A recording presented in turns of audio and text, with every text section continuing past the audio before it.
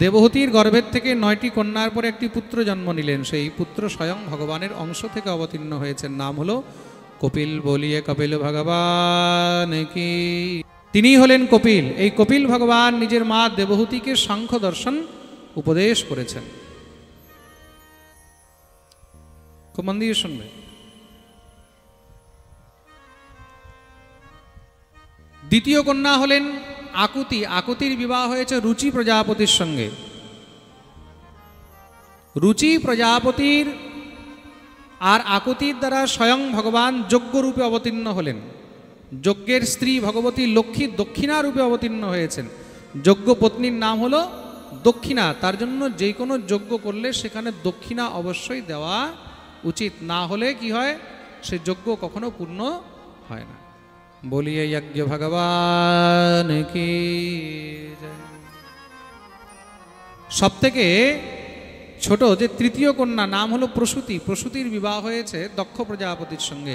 তার থেকে 16টি কন্যা হলো। 16টি কন্যার মধ্যে 13টি কন্যার বিবাহ দিয়েছেন ধর্মের সঙ্গে।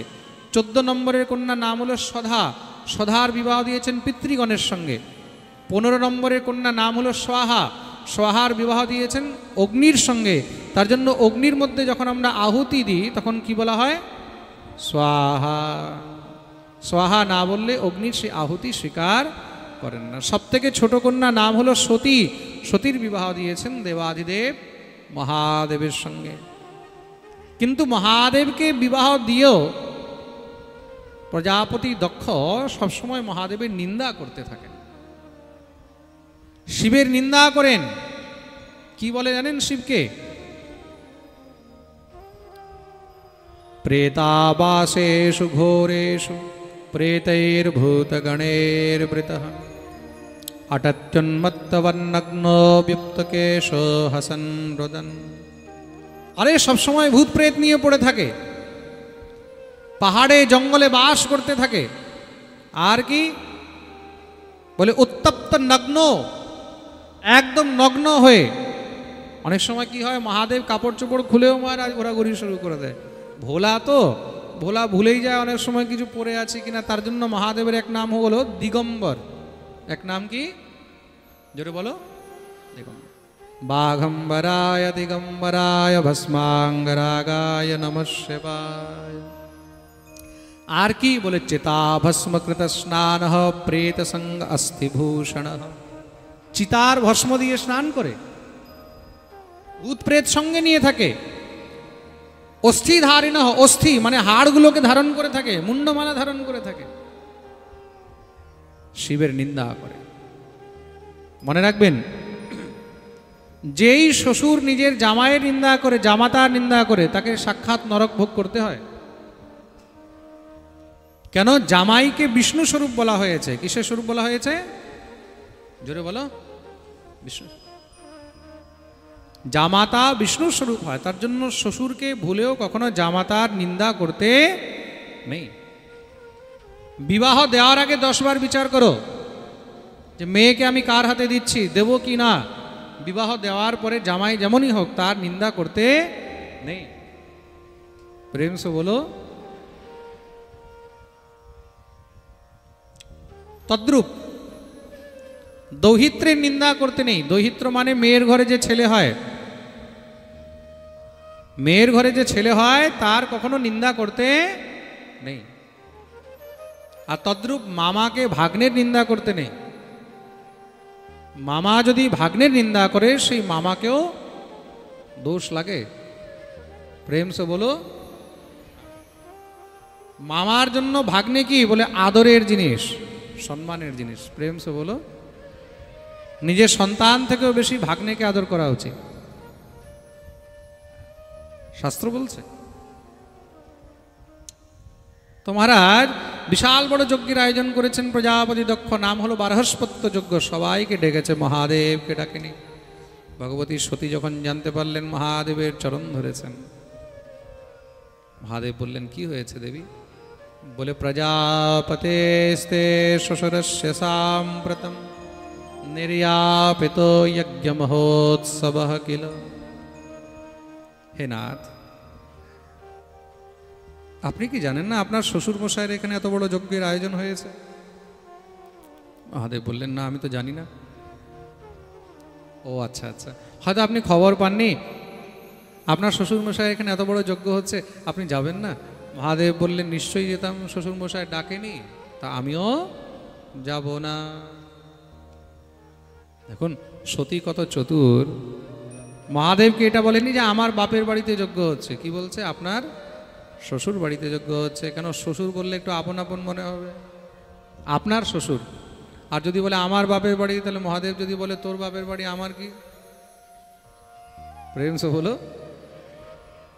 আপনার শ্বশুর বাড়িতে যজ্ঞ হচ্ছে, আপনি যাবেন না? মহাদেব বললেন, নিশ্চয়ই যেতাম, শ্বশুর মশাই ডাকেনি, আমিও যাব না। কিন্তু মহাদেব, মাতা পিতার কাছে তো না ডাকলেও যাওয়া উচিত, মা বাপের কাছে কেউ ডাকার অপেক্ষা করে? মহাদেব বললেন, নিশ্চয়ই ঠিক বলেছ, মাতা পিতার কাছে না ডাকলেও যাওয়া উচিত, কিন্তু শ্বশুর বাড়িতে না ডাকলে যাওয়া উচিত নয়।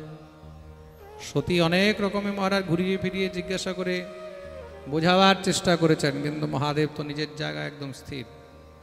সতী বললেন, কিন্তু আমার তো বাপের বাড়ি, আমি তো যেতে পারি, আমাকে তো যেতে দাও। মহাদেব বললেন, দেখো, যেখানে আমাকে ডাকেনি সেখানে তোমাকেও যাওয়া উচিত নয়। স্ত্রীর মান সম্মান হলো স্বামীকে নিয়ে।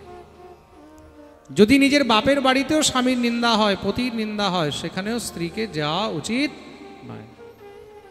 খুব মন দিয়ে শুনবে, কোনো স্ত্রী যদি নিজের স্বামীর নিন্দা শুনে প্রসন্ন হয়, খুশি হয়, তাহলে সেই স্ত্রীকে শাস্ত্রে চাণ্ডালী বলা হয়েছে। কি বলা হয়েছে? জোরে বলো, চাণ্ডালী। খুব মন দিয়ে শুনবে, কিন্তু এই সংসারের মধ্যে কোনো পতিব্রতা নারী নিজের স্বামীর নিন্দা শুনে কখনো প্রসন্ন হতে পারে না। কোনো পতিব্রতা নারী ভুলেও নিজের স্বামীর নিন্দা নিজের মুখে করে না। যেই স্ত্রী স্বামীর নিন্দা করে আর তারপরেও স্বামী যদি সেই স্ত্রীকে নিয়ে ঘর করে, তার মানে সেই স্বামী সাক্ষাৎ নরক ভোগ করে।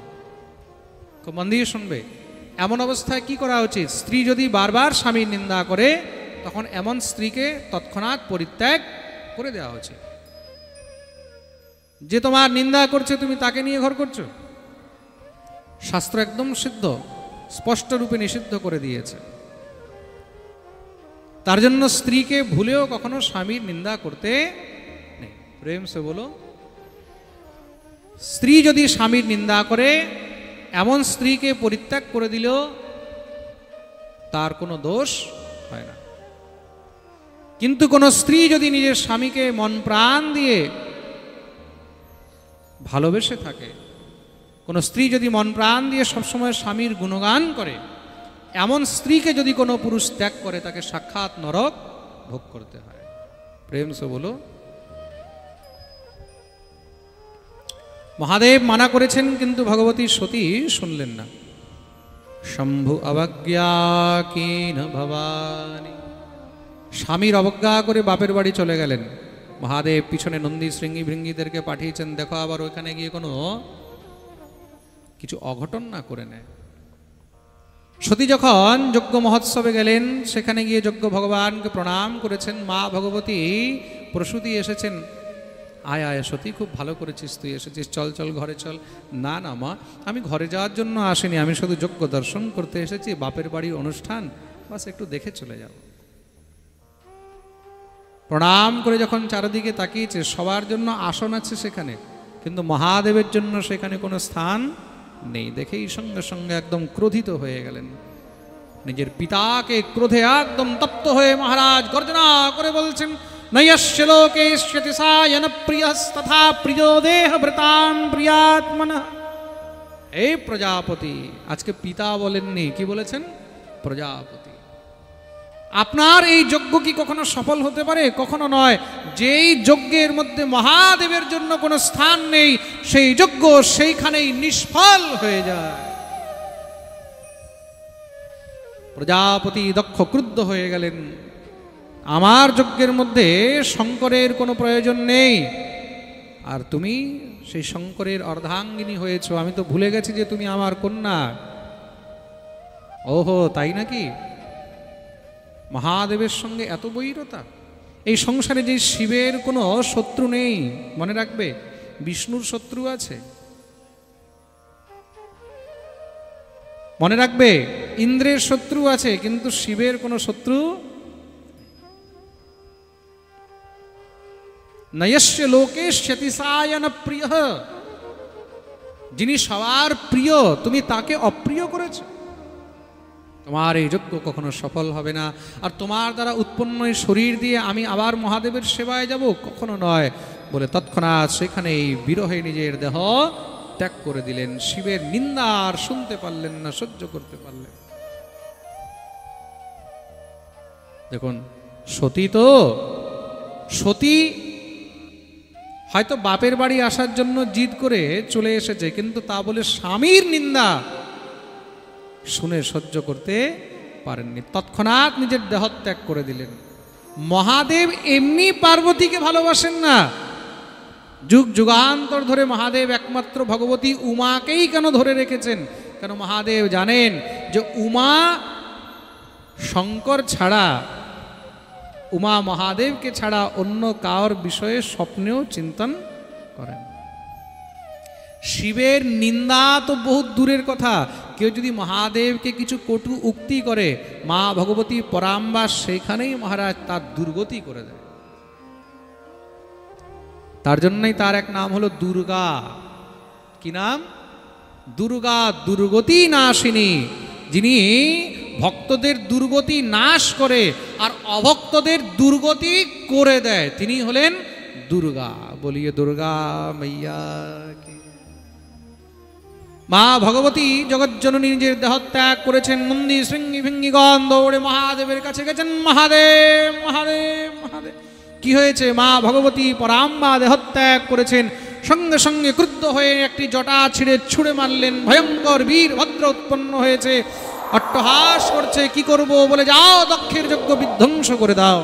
বীরভদ্র নিজের সঙ্গে হাজার হাজার রুদ্রগণ নিয়ে দক্ষের যজ্ঞ বিধ্বংস করে দিলেন। সেই প্রজাপতি দক্ষ সামনে আসতেই তার মাথা ছিঁড়ে যজ্ঞকুণ্ডে স্বাহা করে দিলেন। দেবাধিদেব মহাদেব সতীর সেই মৃতদেহ কাঁধে নিয়ে তাণ্ডব নৃত্য করেছে।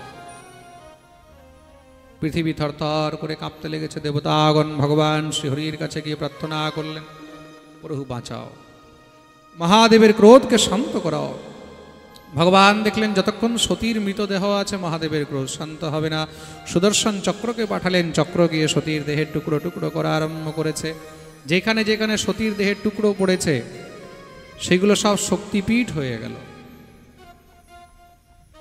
মহাদেবের ক্রোধ শান্ত হয়েছে। সমস্ত দেবতাগণ এসে দিব্য মহাদেবের স্তুতি আরম্ভ করলেন। মহাদেব প্রসন্ন হয়েছেন। কি চাও? বলে, প্রভু যেই যজ্ঞ অপূর্ণ রয়ে গেছে সেটাকে আপনি পূর্ণ করুন। মহাদেব বললেন, যাও যজমানকে নিয়ে আসো। বলে, যজমানের তো মৃত্যু হয়ে গেছে। মহাদেব বললেন, আমি তাকে জীবিত করে দেবো। যজমানের মৃত শরীর নিয়ে এসেছে, কিন্তু মাথা নেই। বলে, মাথা কোথায়? বীরভদ্র বললেন, মাথা তো পাওয়া যাবে না। কেন? সেই মাথা আমি যজ্ঞকুণ্ডে স্বাহা করে দিয়েছি।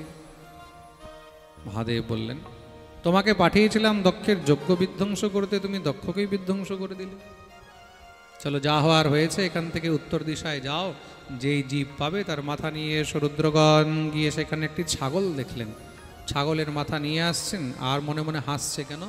বলে, দক্ষ বহুত অভিমানী ছিল, খুব মে মে মে মে মে মে মে মে করতো, আমি আমি আমি আমি আমি। তা যে বেশি আমি আমি করে না, তাকে এইভাবেই ছাগল হতে হয়। প্রেম সে বলো। মহাদেব এনে সেই ছাগলের মাথা লাগিয়েছেন, সঙ্গে সঙ্গে মহারাজ জীবিত হয়ে উঠে বসেছে। মহাদেবের স্তুতি করতে চায়, কিন্তু মুখ থেকে কথা বলতে গিয়ে বাম বাম বাম বাম বাম বাম বাম বাম বেরিয়েছে।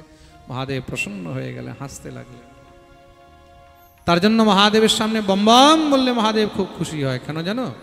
ওই বম বম বললে তখন মহাদেবকে শ্বশুর মশাইয়ের কথা মনে পড়ে। প্রেম সে বলো। মহাদেব মস্তকে হাত রেখেছেন, কথা বলার সামর্থ্য পেলেন। দিব্য মহাদেবের স্তুতি করেছেন। ভূয়ানুগ্রহ ভবতা কৃতো মে দণ্ডস্ত্বয়া ময়ি ভৃত যদপি প্রলব্ধ ন ব্রহ্মবন্ধুষু চ বাম ভগবন অবজ্ঞা তভ্যম হরেশ কুতয়েব ধৃতব্রতেষু। দিব্য মহারাজ যজ্ঞ পূর্ণ করিয়েছেন। এইদিকে কি হয়েছে, মা ভগবতী জগজ্জননী পরাম্বা তিনি পর্বতরাজ হিমালয়ের ঘরে কন্যারূপে জন্মগ্রহণ করেছেন। এদিকে দেবাধিদেব মহাদেব কিন্তু ততদিন পর্যন্ত ধ্যানস্থ হয়ে একাগ্রচিত্ত হয়ে মহারাজ ধ্যানে বসে শুধু গোবিন্দকে চিন্তন করছেন। মহাদেবও কিন্তু ভগবতী উমার জন্য প্রতীক্ষা করছেন। ৮০,০০০ বৎসর পর্যন্ত মহাদেব ধ্যানে বসেছিলেন। কত বছর? তার জন্যই মহাদেবকে যোগী বলা হয়েছে, কি আদি যোগী।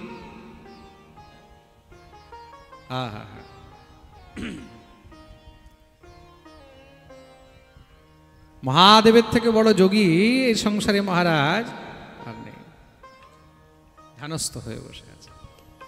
ভগবতী মা পার্বতী অবতীর্ণ হয়েছেন, পর্বতের কন্যা বলে নাম হলো পার্বতী। বলিয়ে পার্বতী মাইয়া কি।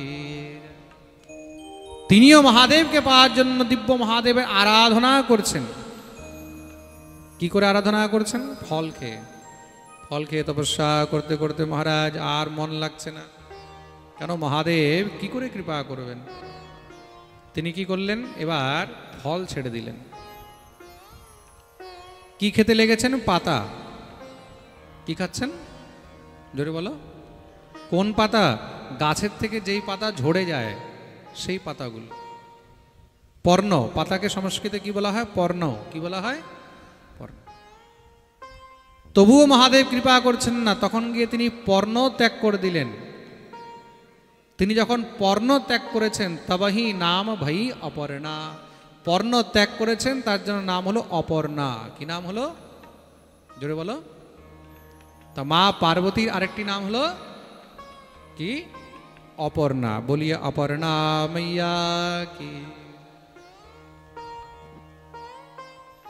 মা ভগবতী পার্বতীর তপস্যায় প্রসন্ন হয়েছেন ভগবান। দেবাদিদেব মহাদেব প্রসন্ন হয়ে তখন মাকে লিঙ্গ রূপে দর্শন দিয়েছেন। কোন রূপে? জোরে বলো। লিঙ্গ রূপে। মা ভগবতী পার্বতী লিঙ্গ প্রাপ্ত করেছেন, শিবের শিবলিঙ্গ। আর সেটা কোন দিন ছিল? সেটাই ছিল শিবরাত্রি, শিব চতুর্দশীর দিন। খুব মন দিয়ে শুনবে। সেটা কোন দিন ছিল? শিব চতুর্দশী। শিব চতুর্দশীর দিন সেদিন মা ভগবতী পার্বতী মহাদেবকে প্রাপ্ত করেছেন। কিভাবে? কোন রূপে? জোরে বলো। লিঙ্গ রূপে।